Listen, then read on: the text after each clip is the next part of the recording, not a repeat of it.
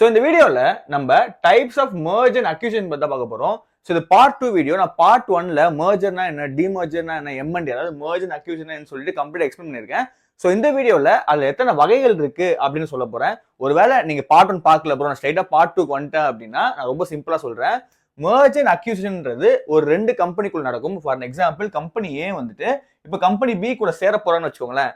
அதுதான் நம்ம வந்து merger அப்படின்னு சொல்லுவோம். mergerனா ரெண்டு கம்பெனி ஒன்னா சேருது.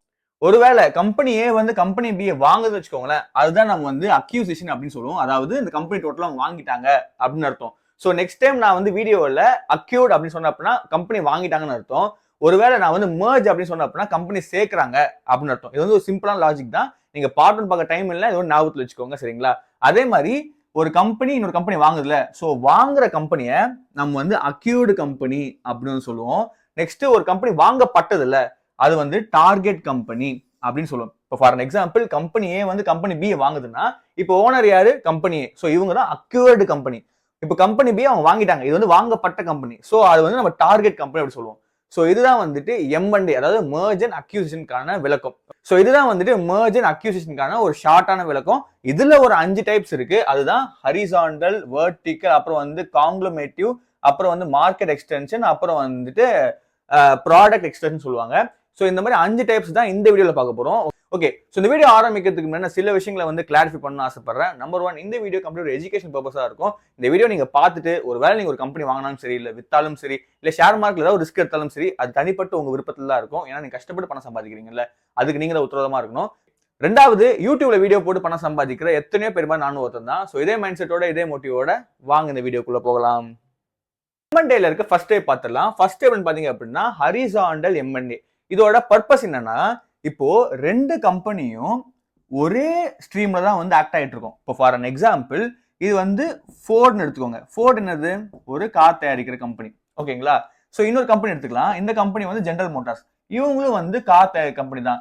ஸோ ரெண்டு கம்பெனியுமே ஒரே ஸ்ட்ரீம் அதாவது ஒரே செக்டார்ல தான் வந்துட்டு மூவ் ஆயிட்டு இருக்கு. ஸோ இப்போ இந்த ரெண்டு கம்பெனி ஒன்னா சேர்ந்தாங்க அப்படின்னா இது பேர் தான் கம்பெனி merge, இல்ல ஹரிசாண்டல் merge அப்படின்னு சொல்லுவாங்க. ரெண்டு கம்பெனியுமே ஒரே செக்டர்ல ஆக்ட் ஆகி ரெண்டு பேருமே இணையலாம் அப்படின்னு சொல்ற முடிவு எடுத்தாங்க அப்படின்னா அது பேர் தான் merge. ஒருவேளை ஃபோர்டு வந்து ஜெனரல் மோட்டார்ஸ் வாங்க முடிவு எடுத்தாங்க அப்படின்னா அது பேர் தான் வந்து அக்வைர்டு, சரிங்களா? ஸோ இது எதுக்காக நடக்கும் அப்படின்னா இவங்களோட மார்க்கெட் சைஸை பெருசாக்குறதுக்காக நடக்கும், ஓகேங்களா? ஸோ நிறைய பேர் வந்து mergerனா என்ன, demergerனா சொல்லி கொடுக்குறாங்க. பட் இந்த டைப்ஸ் சொல்லி தரல. இதை நான் சொல்லி கொடுக்குற ரீசன் பாத்தீங்கன்னா, இப்போ நாளைக்கே ஒரு நியூஸ் வருது, இந்த மாதிரி ஒரு கம்பெனி வந்து ஸ்பிட் ஆகுது இல்லை டிமர்ஜ் ஆகுது அப்படின்னா எதுக்காக அது merge ஆகுது இல்ல எதுக்காக டிமர்ஜ் ஆகுது உங்களுக்கு தெரியணும். அதனால தான் நான் வந்து சொல்லி கொடுத்துட்டு இருக்கேன். நெக்ஸ்ட் டைம் நீங்க வந்துட்டு merger கேள்விப்படுறீங்க அப்படின்னா என்ன மாதிரி mergerன்னு ஃபர்ஸ்ட் யோசிங்க. ஏன்னா நிறைய பேர் வந்து கிளியரா சொல்ல மாட்டாங்க. மின்டா இருக்கட்டும், பிசினஸ் டுடேவா இருக்கட்டும், நிறைய பேர் சொல்ல மாட்டாங்க. ஸோ நெக்ஸ்ட் டைம் நீங்க வந்துட்டு ஒரே ஸ்ட்ரீம்ல இருக்க ரெண்டு கம்பெனி ஒன்னா சேருது, இல்ல ஒரு கம்பெனி வாங்குது அப்படின்னா அது ஹரிசாண்டல் merge அப்படின்னா ஹரிசாண்டல் அக்யூசிஷன் அப்படின்னு நினைச்சுக்கோங்க, ஓகேங்களா? இப்போ M&Aவோட அடுத்தே பார்த்துலாம். அடுத்து பாத்தீங்க அப்படின்னா வர்டிக்கல் M&A தான். ஸோ வர்டிக்கல் M&Aல என்ன மாதிரியான merge நடக்கும் அப்படின்னா, இப்போ ஃபார் எக்ஸாம்பிள் இப்போ கம்பெனி ஏன்னு எடுத்துக்கலாம். இப்போ இங்க கம்பெனி பின்னு ஒன்று இருக்கு அப்படின்னு எடுத்துக்கலாம். இப்போ கம்பெனி ஏன்றது டாடா மோட்டார்ஸ் ஒரு எக்ஸாம்பிளுக்காக எடுத்துக்கோங்க. இந்த பக்கம் கம்பெனி பில வந்து டாடா ஸ்டீல் வந்து எடுத்துக்கோங்க, சரிங்களா?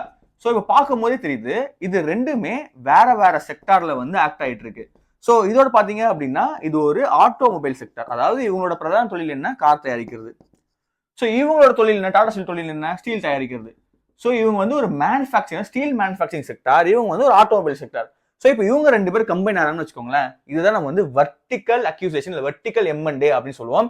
இது எப்போ நடக்கும் அப்படின்னா ஒரு ப்ராடக்ட் செக்டார், அதாவது டாடா மோட்டார்ஸோட ப்ராடக்ட் என்ன, கார், ஒரு ப்ராடக்ட் செக்டார் இன்னொரு மேனுஃபேக்சரிங் செக்டாரோட கம்பைன் ஆகும்போது வர்டிக்கல் M&A அப்படி நடக்கும். இப்போ நான் இன்னும் கிளியரா சொல்றேன் பாருங்களேன். இப்போ டாடா மோட்டார்ஸ்க்கோட ப்ராடக்ட் என்ன, கார் தயாரிக்கிறது. ஸோ இப்போ கார் தயாரிக்கணும் அப்படின்னா இவங்களுக்கு ஸ்டீல் தேவை, சரிங்களா?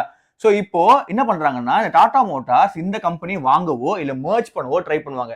ஸோ இப்போ இந்த கம்பெனியை ரெண்டா பிரிப்பாங்க. ஒன்னு வந்துட்டு சப்ளையர், இன்னொன்னு பாத்தீங்க அப்படின்னா டிஸ்ட்ரிபியூட்டர். இப்போ ஒருவேளை டாடா ஸ்டீல் கம்பெனி சப்ளையரா இருந்தாங்க அப்படின்னா இவங்களை நம்ம அப்ஸ்ட்ரீம் அப்படின்னு சொல்லுவோம்.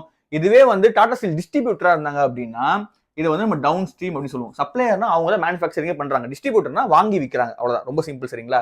ஸோ இந்த மாதிரியான காம்பினேஷன்ல ரெண்டு கம்பெனி ஜாயிண்ட் ஆகுது அப்படின்னா இது பேர் வந்து வர்டிக்கல் M&A சொல்லுவாங்க. இது யூஸ் என்னன்னா, இப்போ டாடா மோட்டார்ஸ் வந்து ஒரு கார் தயாரிக்கிறாங்கன்னு வச்சுக்கோங்களேன், நம்ம மோசமான ட்ரைங் தான்.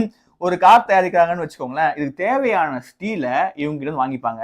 ஸோ இப்படி வாங்குறப்போ நம்ம டாக்ஸ் இஷ்யூலாம் இருக்கு. அதுக்கு பதிலாக இவங்க கம்பெனி நம்ம வாங்கிட்டோம் அப்படின்னா இப்போ செப்பரேட் கம்பெனியா இல்லாமல் ஒன்னா இருக்கும். ஸோ இப்போ நம்ம நிறைய இந்த மாதிரி டாக்ஸ் இஷ்யூ, அதுக்கப்புறம் நம்ம வந்து ஃபர்ஸ்ட் ப்ரையாரிட்டி, அதாவது இப்போ இவங்க கம்பெனி ஒன்னாச்சு அப்படின்னா இப்போ யார் ஃபர்ஸ்ட் ப்ரையாரிட்டி கொடுப்பாங்க? டாடா மோட்டார்ஸ் தான் கொடுப்பாங்க. அதுக்கப்புறமா தானே இந்த மஹேந்திரா சீல் தயாரிச்சு கொடுப்பாங்க. ஸோ அந்த மாதிரியான விஷயத்துக்காக இந்த மாதிரி வர்டிகல் எம்என்ஏ வந்து சேர்ப்பாங்க. நான் மறுபடியும் சொல்றேன், இது கொஞ்சம் குழப்பமா தான் இருக்கும், கொஞ்சம் ட்ரை சப்ஜெக்டா தான் இருக்கும். இது நிறைய பேர் சொல்லி தரல. ஏன்னா இப்போ வந்து 2024 டிசம்பர் ஜனவரிக்கு அப்புறம் நீங்க நிறைய மர்ஜர் கேள்விப்படுவீங்க. ஆனா இது நீங்க புரிஞ்சா மட்டும்தான் நாளைக்கே நீங்க ஒரு இடத்துல காசு போடுறீங்களா, இப்போ ஒரு கம்பெனி வந்து நியூஸ் வருது, அதாவது 2 கம்பெனி ஒன்னா சேரப்போது மர்ஜ் பண்ண போறாங்க அப்படின்னா எதுக்காக மர்ஜ் ஆகுதுன்ற ஒரு பேசிக் அண்டர்ஸ்டாண்டிங் இல்லை அப்படின்னா உங்க காசு வந்துட்டு 3-4 வாரம் வந்து ஹோல்ட் ஆயிடும். ஃபார் எக்ஸாம்பிள் இப்போ ரீசெண்டா வந்துட்டு டாடா மோட்டார்ஸும் டாடா மோட்டார்ஸ் டிவிஆரும் வந்து மர்ஜ் ஆச்சு, ரெண்டுமே ஒரே கம்பெனி ஆச்சு. சரிங்களா? ஸோ டாடா மோட்டார்ஸ் டிவிஆர் வந்து டாடா மோட்டார்ஸோட இணையறப்போ டாடா மோட்டார்ஸ் என்ன சொன்னாங்க அப்படின்னா, ஒருவேளை உங்களுக்கு டாடா டிவிஆர் ஷேர் வந்துட்டு 10 இருந்தது அப்படின்னா நான் உங்களுக்கு 7 ஷேர் தருவேன். அதாவது இந்த 2 கம்பெனி ஒன்னா மர்ஜ் ஆனதுக்கு அப்புறம், அதாவது பேசஞ்சர் வெஹிக்கிள் கமர்ஷியல் வெஹிக்கிள் ஒன்னானதுக்கு அப்புறம் ஒருவேளை உங்களுக்கு டிவிஆர் ஷேர் வந்து 10 இருந்துச்சு அப்படின்னா 7 தர அப்படின்னு சொன்னாங்க. ஒருவேளை உங்ககிட்ட வந்து 12 இல்ல 13 அந்த மாதிரி எங்களோட ரேஷியோக்கு சாட்டிஸ்ஃபை ஆகாது, இது வந்து மர்ஜர் ரேஷியோன்னு சொல்லுவாங்க. இது வேணும் அப்படின்னா நான் பார்ட் 3 போறேன், எனக்கு கமெண்ட்ஸ் இன்கம் பண்ணுங்க, நான் எப்படி போட தான் போறேன், எத்தனை பேர் இன்ட்ரெஸ்ட் இருக்குன்னு பார்க்கலாம். ஓகே, ஸோ இந்த மாதிரியான விஷயம் நடக்கிறப்போ மீதி இருக்க 2 ஷேருக்கான காசை வந்து உங்களுக்கு வந்து கொடுத்துருவாங்க. அதாவது அவங்க ரேஷியோ என்ன, 10 ஷேர் வச்சு தான் நான் 7 கொடுக்க போறேன். ஒருவேளை உங்ககிட்ட 3 எக்ஸ்ட்ரா இருக்கு, ஆனா இது வந்து நம்ம கன்வெர்ட் பண்ண முடியாது, ஏன்னா இது வந்து பாயிண்ட் ஷேர்ல வரும். பாயிண்ட் ஷேர்ல வந்து நம்மளால ஒரு ஷேரோட மியூச்சுவல் ஃபண்ட் மாதிரி வாங்க முடியாது. சரிங்களா? ஸோ அந்த என்ன பண்ணுவாங்க அப்படின்னா அந்த ஷேரை வந்து உங்களோட மெயின் அக்கௌண்ட்டுக்கே வந்து கிரெடிட் பண்ணிடுவாங்க. பட் இது நடக்கிறதுக்கு கிட்டத்தட்ட 1-3 வாரம் ஆகும். ஸோ அது வரைக்கும் உங்க பணம் வந்து லாக் ஆயிடும். ஒருவேளை நெக்ஸ்ட் டைம் உங்களுக்கு வந்து 2 கம்பெனி மர்ஜ் ஆகுது அப்படின்னா எதுக்கான ரீசன் உங்களுக்கு தெரிஞ்சதுன்னா அந்த ஸ்டாக்ல இருக்க காசை நம்ம வந்து ஹோல்டு பண்ணலாமா இல்ல விற்கலாமான்ற ஐடியா வந்து உங்களுக்கு கிடைக்கும். ஸோ தயவு செஞ்சு இந்த மாதிரி டாபிக்ஸ்ல கொஞ்சம் கவனமா கேளுங்க. நான் ஏன்னா தமிழ்ல இது பெருசா யாரும் வந்து வீடியோ போடல. ஸோ தயவு செஞ்சு இது கொஞ்சம் காது கொடுத்து கேளுங்க. சரிங்களா? இப்போ M&Aவோட 3வது டைப் பார்த்தலாம். 3வது டைப் பார்த்தீங்கன்னா கொஞ்சம் வாயிலே வார்த்தை நுழையாது, காங்கிளமரேட் அப்படின்னு சொல்லுவாங்க. ஸோ காங்கிளமரேட் M&A என்ன பண்ணுவோம் அப்படின்னா, இப்போ உங்ககிட்ட 2 கம்பெனி இருக்குன்னு வச்சுக்கோங்க. இப்போ கம்பெனி ஏ, அதுக்கப்புறம் வந்து கம்பெனி பின்னு ஒன்று இருக்கு. ஸோ கம்பெனி ஏ வந்து நம்ம டிவிஎஸ் அப்படின்னு எடுத்துக்கலாம். ஸோ கம்பெனி பின்றது வந்துட்டு வேர்ல்பூல் அப்படின்னு நினச்சிக்கலாம். ஸோ நம்மளுக்கு தெரியும் டிவிஎஸ்ன்ற கம்பெனியோட பிரதானமான தொழில் என்ன? பைக் தயாரிக்கிறது. ஸோ இது ஒரு ஆட்டோமொபைல் செக்டார். ஓகேங்களா? ஸோ நெக்ஸ்ட் கம்பெனி பி என்ன? கம்பெனி பி வந்து வேர்ல்பூல். வேர்ல்பூலோட பிரதான தொழில் என்ன? அப்ளையன்சஸ் வந்து தயாரிக்கிறது. ஃபார் எக்ஸாம்பிள் ஏசி, அப்புறம் வந்து ஃப்ரிட்ஜு. ஸோ இந்த மாதிரியான அப்ளையன்சஸ் வந்து தயாரிக்கிறது தான் வந்துட்டு இந்த வேர்ல்பூலோட வேலை. சரிங்களா? ஸோ இப்போ வேர்ல்பூல்ன்றது ஒரு ஃபாரின் கம்பெனி. ஓகேங்களா? ஸோ இப்போ இவங்க இந்தியாவுக்குள்ள வரப்போ இந்தியாவில் வந்து ஒரு ரூல்ஸ் இருக்கு. என்னன்னா, நீங்க ஒரு ஃபாரின் கம்பெனி உள்ள வர்றீங்கன்னா ஒரு இந்தியன் கம்பெனியோட கம்பைன் ஆகணும். கம்பைன் ஆனாதான் உங்களால தொழில் பண்ண முடியும். ஏன்னா வந்து ஜிஎஸ்டி ஃபேக்டர்ஸ்லாம் இருக்கு. ஏன்னா ஒரு அந்நிய செலவாளி உள்ள வருது இல்ல, ஸோ அது ஒரு ஜிஎஸ்டி ஃபேக்டர் இருக்கு. ஸோ அதனால டாக்ஸ் கழிக்கிறதுக்காக இந்தியாவுக்கு கொஞ்சம் வருவாய் வரணுன்றதுக்காக வந்து கம்பைன் ஆக சொல்லுவாங்க. ஸோ அப்படி ஒரு கம்பெனி வந்து கம்பைன் ஆச்சு அப்படின்னா இது பேர் வந்து காங்கிளமேட் அப்படின்னு சொல்லுவாங்க. நான் ஒரு எக்ஸாம்பிளாக சொல்றேன். காங்கிளமேட்லேயே வந்து நிறைய டைப்ஸ் இருக்கு. ஓகேங்களா? இப்போ நான் வச்சுக்க வேண்டியது என்னன்னா, இப்போ இந்த வேர்ல்பூல் கம்பெனி இந்தியாக்குள்ள வரதுக்காக ஏதாவது ஒரு இந்தியன் கம்பெனியோட ஜாயிண்ட் ஆகணும். அது ஆட்டோமொபைலா இருக்கலாம், இல்லைன்னா எலக்ட்ரிக் அப்ளையன்ஸா இருக்கலாம், இல்லை இதோட சேம் ஸ்ட்ரீமா என்ன வேணா இருக்கலாம். ஸோ அப்போ வேர்ல்பூல் உள்ள வரப்போ என்ன பண்ணாங்க அப்படின்னா டிவிஎஸோட வந்து கம்பைன் ஆனாங்க. நீங்க ஒருவேளை ஒரு 10 or 15 இயர்ஸ்க்கு முன்னாடி நீங்க வாஷிங் மிஷின் வாங்கினீங்க அப்படின்னா அந்த டிவிஎஸ் வேர்ல்பூல் தான் போட்டிருக்கும். ஓகேங்களா? ஸோ அந்த மாதிரியான ஒரு விஷயம் வந்து வேர்ல்பூல் வந்து பண்ணாங்க. இப்போ டிவிஎஸ் கம்பெனியோட ஜாயின் பண்ணிட்டு அவங்களோட வாஷிங் மிஷின்ஸை வந்து லான்ச் பண்ணாங்க. ஸோ டிவிஎஸ்ன்றது ஒரு பைக் தயாரிக்கிற கம்பெனி. இதுக்கும் இந்த வேர்ல்பூலுக்கு சம்மந்தமே கிடையாது. ஓகேங்களா? ஸோ இந்த மாதிரியான செக்டார் டிஃபரன்ஸோட, அதாவது இவங்களுக்கு வந்து இவங்க மேனுஃபேக்சர்லாம் ஒன்றும் கிடையாது. மேபி 1 or 2 பார்ட்ஸ் தயாரிச்சு கொடுக்கலாம்.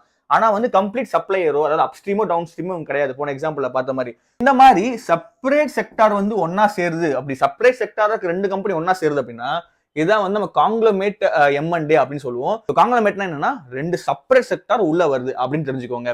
இது வந்து ரொம்ப முக்கியம். ஏன்னா இது மேக்ஸிமம் ஃபாரின் கம்பெனி உள்ள வரும்போது தான் நடக்கும். சரிங்களா? Next market extension M&A. இது வந்து ரொம்ப சிம்பிள். இப்போ கம்பெனி ஏ வந்துட்டு ஒரு ஃபுட் செயின் கம்பெனி எடுத்துக்கோங்க. அதாவது இவங்க வந்துட்டு யூஎஸ்ல ரொம்ப பிரபலமா இருக்க ஒரு ஃபுட் செயின் கம்பெனி அப்படின்னு வச்சுக்கோங்க. அதாவது இவங்க வந்து ஒரு ஃபாஸ்ட் ஃபுட்ல சேல் பண்ற ஒரு கம்பெனி. ரெண்டாவது கம்பெனி பி எடுத்துக்கோங்க. ஸோ கம்பெனி பில என்ன அப்படின்னு பாத்தீங்கன்னா இவங்க வந்து ஒரு ஃபுட் செயின் பண்ற கம்பெனி. இவங்களும் வந்துட்டு ஃபாஸ்ட் ஃபுட் தான் பண்றாங்க. இப்போ ஃபார் எக்ஸாம்பிள் இந்த ரெடிமேட் நூடுல்ஸ், இல்லைன்னா வந்து இந்த KFC, மெக்டொனால்ட்ஸ். ஓகேங்களா? அந்த மாதிரி 2 கம்பெனி நினைச்சுக்கோங்க. ஆனா இவங்க வந்து யூரோப்ல வந்து ஆக்ட் ஆயிட்டு இருக்காங்க. ஓகேங்களா? ஸோ 2 கண்ட்ரியுமே வேற வேற. ஸோ இப்போ என்ன பண்றாங்க அப்படின்னா இது வந்து ஒரு பெரிய கம்பெனி, இது வந்துட்டு ஒரு சின்ன கம்பெனி. ஓகேங்களா? இவங்க என்ன முடிவு பண்றாங்க அப்படின்னா என் ப்ராடக்ட்ஸ் யூஎஸ் நல்லா போயிட்டு இருக்கு, ஸோ இப்போ என்னோட ப்ராடக்ட் நான் யூரோப்ல வரப்போறேன் அப்படின்னா இப்போ யூரோப்ல யார் வீட்டு கையா இருக்கா இல்ல அடுத்த பொட்டன்ஷியல் யாருக்கு இருக்கு, அதாவது இவங்க ஒரு ஸ்மால் கம்பெனியா இருந்தாலும் இவங்க பிக்கா வரதுக்கு வாய்ப்பு இருக்கான்னு நினைச்சிட்டு இந்த கம்பெனி இதை வந்து வாங்க ட்ரை பண்ணுவாங்க, அப்படி இல்லைன்னா வந்துட்டு மர்ஜ் பண்ண ட்ரை பண்ணுவாங்க. ஸோ இந்த மாதிரி ஒரே செக்டாரா இருந்து இவங்க ப்ராடக்ட்ஸை அவங்க செயின்ல விற்கணும் இல்ல அவங்க கிட்ட சீக்கிரமா கொண்டு போய் சேரணும் அப்படின்ற மோட்டிவோட ரெண்டு கம்பெனி ஒன்னா சேர்ந்துச்சு அப்படின்னா இது பேர் தான் வந்து மார்க்கெட் எக்ஸ்டென்ஷன். புரியுற மாதிரி சொல்றேன். ஃபார் எக்ஸாம்பிள் இப்போ ஒரு கம்பெனி வந்துட்டு யூஎஸ்ல ரொம்ப பிரபலமா போயிட்டு இருக்கு, அந்த கம்பெனி யூரோப்ல எஸ்டாப்ளிஷ் பண்ண ஆசைப்படுறாங்க.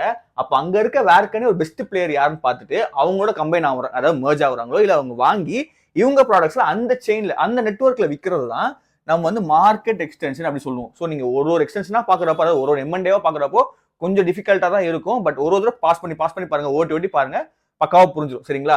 இது வந்து ரொம்ப இம்பார்ட்டன்ட். இப்போ நான் ரொம்ப சிம்பிளா எக்ஸ்பிளைன் பண்ற பாருங்க. இப்போ இந்தியா நடந்துட்டு இருக்குது, இது ஏன் அண்டர்ஸ்டாண்டிங் நான் புரிஞ்சுக்கிட்டது என்னன்னா, இப்போ வந்துட்டு பெப்சி இருக்கு தெரியுமா, பெப்சி கம்பெனி வந்துட்டு அவங்களோட பிவரேஜஸ், அதாவது அவங்களோட கூல் ட்ரிங்க்ஸ் வந்து வித்துட்டு இருக்காங்க, ஃபேண்டா, மிரிண்டா அதெல்லாம் வந்து வித்துட்டு இருக்காங்க. ஸோ இது யார் மூலியமா வித்துட்டு இருக்காங்க பாத்தீங்க அப்படின்னா வருண் பிவரேஜஸ் அப்படின்னு சொல்லப்படுற ஒரு கம்பெனி மூலியமா தான், ஒரு டிஸ்ட்ரிபியூட்டர் மூலியமா தான் வித்துட்டு இருக்காங்க. ஸோ இவங்க யூஎஸ் லாக்டார ஒரு செயின். ஸோ அந்த செயின் நம்ம இந்தியாவுக்கு வர்றப்போ இன்னொரு நெட்வொர்க்கை தேடுது தெரியுமா. ஸோ இந்த மாதிரியான விஷயங்களை தான் நம்ம வந்துட்டு மார்க்கெட் எக்ஸ்டென்ஷன் சொல்லுவோம். அதாவது ஒரு நாட்டுல இருந்து இன்னொரு நாடு இல்ல ஒரு மார்க்கெட்ல இருந்து ஒரு மார்க்கெட் ஜம்ப் அடிச்சு அந்த செயின்ல அதாவது வேக்கனே இருக்க பிக் பிளேயர்ஸ் வாங்கி நம்ம ப்ராடக்ட் சேல் பண்றதா வந்து மார்க்கெட் எக்ஸ்டென்ஷன் அப்படின்னு சொல்லுவோம். ஒன்னு இந்த கம்பெனி வாங்கும், அப்படி இல்லையா அந்த கம்பெனி மர்ஜ் பண்ண ஒரு அக்ரிமெண்ட் ரிலேஷன்ஷிப்ல வந்து சேரும். ஓகேங்களா? ஸோ இந்த மாதிரி விஷயம் நடக்கிறது தான் நான் வந்து மார்க்கெட் எக்ஸ்டென்ஷன் சொல்லுவோம். இது வந்து ரொம்ப கவனமா பார்க்கணும். ஏன்னா மேக்ஸிமம் ஃபுட் இண்டஸ்ட்ரி மார்க்கெட் எக்ஸ்டென்ஷன்ல தான் வரும். ஏன்னா இந்தியாவை பொறுத்த வரைக்கும் ஃபுட்ல பெரிய மார்க்கெட் வச்சிருக்கிறது நம்ம தான். ஏன்னா நீங்க ஒரு கேஎஃப்சி அவுட்லெட்டை சில இடங்கள்ல பேன் பண்ணியிருப்பாங்க, சில இடங்கள்ல வச்சிருப்பாங்க. ஆனா இந்தியாவில் எந்த பாரபட்சமும் இல்லாமல் எல்லா அவுட்லெட்டுமே இருக்கும். ஸோ நெக்ஸ்ட் டைம் ஒரு ஃபுட் கம்பெனி வந்து ஜாயின்ட் ஆகுது அப்படின்னா அது மார்க்கெட் எக்ஸ்டென்ஷனுக்காக உள்ள வருதுன்னு வச்சுக்கோங்க. இது ரொம்ப முக்கியம். ஏன்னா நீங்க போக போக ஸ்டாக் பாக்குறப்போ, ஏன்னா இப்போ நிறைய பேர் ஹெல்த் கான்சியஸ் ஆகுறாங்க. ஏன்னா இப்போயே வந்து டாடா கம்பெனி வந்து டாடா கன்சியூமர்னு சொல்லிட்டு உள்ள கொண்டு வந்திருக்காங்க. ஸோ இந்த மாதிரி நிறைய விஷயங்கள் உள்ள வரும். இவங்க வந்துட்டு சோல்ஃபுல் அப்படி சொல்லப்படுற ஒரு கம்பெனி வந்து வாங்கியிருக்காங்க. இது ஒரு மார்க்கெட் எக்ஸ்டென்ஷனுக்காக தான். ஸோ இந்த மாதிரி விஷயங்கள் நீங்க தெரிஞ்சா மட்டும்தான் ஏன் ஒரு இடத்துல மர்ஜ் நடக்குதுன்னு தெரியும். ஸோ நெக்ஸ்ட் டைம் ஒரு கம்பெனி மர்ஜ் ஆகுதுன்னு மொட்டையா பார்த்துட்டு காசு போடாம, ஓகே இதெல்லாம் இருக்கா, இதெல்லாம் பார்த்து நம்ம போடலாமான்னு யோசிங்க. ஏன்னா அது போடும் போதே தெரிஞ்சிடும் எது வந்து வேலைக்காகும், அது வேலைக்காகாதுன்னு. ஏன்னா மர்ஜ் ஆகிறப்போ ஒரு கம்பெனி ப்ராஃபிட்டபிளான கம்பெனி வாங்கலாம், லாஸ் ஆன கம்பெனி வாங்கலாம். ஃபார் எக்ஸாம்பிள் ஹுண்டாய்ன்ற ஒரு கார் கம்பெனி, அவங்க ஒரு ஐபி லான்ச் பண்றப்போ அவங்க கடனை தீக்கிறதுக்காக தான் உள்ள வந்தாங்க. சரிங்களா? அது மர்ஜரா உள்ள வரல, பட் உள்ள வந்தாங்க. அனலைஸ் பண்ணாதவங்க காசு போட்டு அது வந்து லாஸ் ஆகிட்டாங்க. ஸோ அந்த மாதிரி நீங்க பண்ணாம இருக்கணும். இந்த மாதிரி விஷயம் தவிர்க்கணும் அப்படின்னா, ஒரு மர்ஜர் நடக்குது அப்படின்னா எதுக்காக நடக்குது அப்படின்றத நீங்க தெரிஞ்சுக்கிட்டே ஆகணும். சரிங்களா? பாத்தீங்க அப்படின்னா ப்ராடக்ட் எக்ஸ்டென்ஷன் எம்என்டே இது வந்து ரொம்ப சிம்பிள். இப்போ ரெண்டு கம்பெனி எடுத்துக்கோங்க. கம்பெனி ஏ வந்துட்டு ஒரு சாஃப்ட் ட்ரிங்க்ஸ் தயாரிக்கிற கம்பெனி நினைச்சுக்கோங்க. சாஃப்ட் ட்ரிங்க்ஸ் இந்த கூல் ட்ரிங்க்ஸ் இந்த மாதிரியான கார்பனேட்டட் ட்ரிங்க்ஸ் தயாரிக்கிற ஒரு கம்பெனி. ஓகேங்களா? ஸோ கம்பெனி பின்றது ஒரு ஃப்ரெஷ் ஜூஸ் தயாரிக்கிற கம்பெனி. ஃபார் எக்ஸாம்பிள் டிராபிக்கானா அந்த மாதிரி. ஓகேங்களா? ஸோ அந்த மாதிரியான ஃப்ரெஷ் ஜூஸ் தயாரிக்கிற ஒரு கம்பெனி. ஸோ இவங்களுக்கும் அவுட்லெட்ஸ் இருக்கு, இவங்களுக்கும் அவுட்லெட்ஸ் இருக்கு. ஸோ இவங்க ரெண்டு பேருமே இந்த பிவரேஜஸ் அப்படின்னு சொல்லப்படுற, அதாவது ட்ரிங்க்ஸ் சொல்லப்படுற ஒரு காமன் கிரைட்டீரியா கூட தான் வராங்க. ஓகேங்களா? ஆனா இவங்க செல் பண்ற ப்ராடக்ட்ஸ் வந்து வேற. அதாவது ஒரே செக்டார் தான், ஆனா இவங்க செல் பண்ற ப்ராடக்ட்ஸ் வந்துட்டு வேற வேற, அதாவது சிமிலரா இல்ல. ஓகேங்களா? ஸோ இப்போ இவங்க என்ன பண்ணுவாங்க அப்படின்னா ரெண்டு பேரும் ஒன்னா சேர்ந்து இவங்க கிட்ட இருக்க ப்ராடக்ட்ஸ் இவங்ககிட்டயும், இவங்க கிட்ட இருக்க ப்ராடக்ட்ஸ் இவங்ககிட்டயும் வந்து ஷேர் பண்ணிப்பாங்க. ஃபார் எக்ஸாம்பிள் இப்போ கம்பெனி ஏ கிட்ட போய் கேட்டாலும் கம்பெனி பியோட ப்ராடக்ட் கிடைக்கும், கம்பெனி பி கிட்ட போய் கேட்டாலும் கம்பெனியோட ப்ராடக்ட் கிடைக்கும். ஸோ இது வந்து அவங்க தான் முடிவு பண்ணணும், நம்ம இதை மெர்ஜ் பண்ணலாமா இல்ல வாங்கலாமான்னு சொல்லிட்டு. ஸோ எது பெரிய கம்பெனியோ சின்ன கம்பெனி வாங்கிக்கும். ஒரே செக்டார்ல இருக்க கம்பெனி சிமிலர் ப்ராடக்ட் தான் வச்சிருக்காங்க, ஆனா சேம் ப்ராடக்ட் வச்சு இல்ல. ஸோ இவங்க ரெண்டு பேரும் ஒன்னா சேரணும் ஆசைப்படுறாங்க அப்படின்னா ஸோ இந்த மாதிரியான ஒரு மெர்ஜ் ட்ரை பண்ணுவாங்க. இதோட யூஸ் பாத்தீங்கன்னா இவங்களோட ப்ராடக்ட்ஸை வந்து வேர்ல்டு வைடா கொண்டு போகலாம். ஸோ இந்த வீடியோட எண்டுக்கு வந்துட்டோம். ஸோ இந்த வீடியோவில் நான் உங்களுக்கு ஒரு 5 டைப்ஸ் ஆஃப் எம்என்டே எப்போ சொல்லி கொடுத்துட்டேன். அதோட யூசஸ் என்ன, அது மர்ஜ் ஆனா என்ன நடக்கும், ஸோ நெக்ஸ்ட் டைம் நீங்க அனலைஸ் பண்றப்போ இந்த மர்ஜ்ல நீங்க என்ன பண்ணணும் எல்லாம் சொல்லி கொடுத்துட்டேன். ஸோ இவ்வளோ சொல்லி கொடுத்த எனக்கு நீங்க என்ன பண்ணணும்னா ஒரே ஒரு சப்ஸ்கிரைப் மட்டும் பண்ணிடுங்கப்பா. இது எனக்கு வந்து பயங்கர மோட்டிவேஷனா இருக்கும். இல்ல ப்ரோ நான் உங்களுக்கு இன்னும் கொஞ்சம் சப்போர்ட் பண்ண ஆசைப்படுறேன்னா கீழே வந்து லைக் பட்டன் இருக்கும் தெரியுமா, இந்த லைக் பட்டன் பக்கத்துல தேங்க்ஸ்ன்னு இருக்கும்.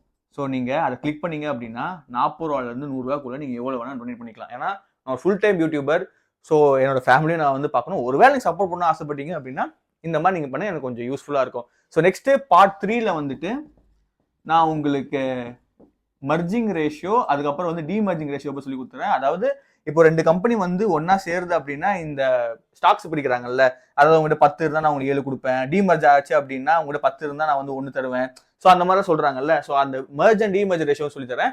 நீங்க கீழே கமெண்ட்ஸ் கமெண்ட் பண்ணுங்க, வீடியோ பண்ண தான் போறேன். பட் எத்தனை பேர் வந்துட்டு இல்ல இன்ட்ரெஸ்டா இருக்கீங்கன்னு பார்த்து தெரிஞ்சுக்கலாம். ஸோ இந்த வீடியோ உங்களுக்கு யூஸ்ஃபுல்லா இருக்கும்னு நினைக்கிறேன். ஸோ என்னென்ன சேனலும் சப்ஸ்கிரைப் பண்ணி பாக்குறாங்க, அதெல்லாம் உங்களுக்கு என்ன ஒரு வேல்யூ ஆட் பண்ணுன்னு தெரியல. பட் இது உங்களுக்கு கண்டிப்பா வெல்த் கிரியேட் பண்ணி தரும் அப்படின்றத நம்புறேன். மறுபடியும் சொல்ற எஜுகேஷன் பர்பஸ் தான். ஸோ உங்க ஃப்ரெண்ட் யாருக்காவது யூஸ்ஃபுல்லா இருக்குன்னு நினைச்சீங்க அப்படின்னா கொஞ்சம் கொடுங்க, அது கொஞ்சம் உருப்பட்டும். Immediate next video. பை பாய்.